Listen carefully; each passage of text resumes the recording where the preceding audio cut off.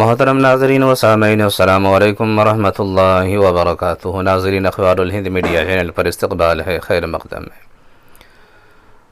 محترم ناظرین، افغان میڈیا کے حوالے سے چند خبریں حضرات کی خدمت میں ہیں۔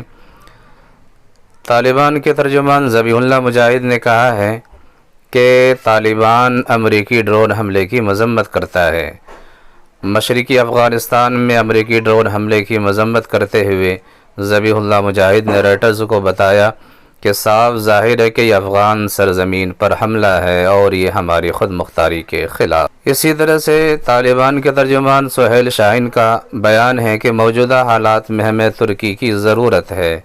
افغانستان میں ہمارے پاس زیر زمین وسائل ہیں لیکن انہیں نکالنے اور سنبھالنے کی کمی ہے۔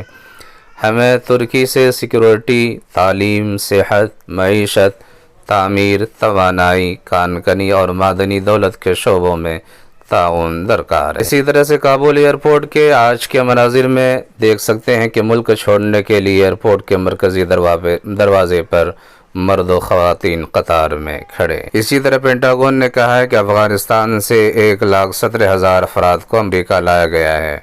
پینٹاگن کے میجر جنرل ولیم ٹیلر نے بتایا کہ امریکہ اب تک 1,17,000 لوگوں کو افغانستان لا چکا ہے، جن میں اکثریت افغان شہریوں کی ہے۔ مزید 14,000 افراد کو پروازوں کے لیے تیار کر لیا گیا۔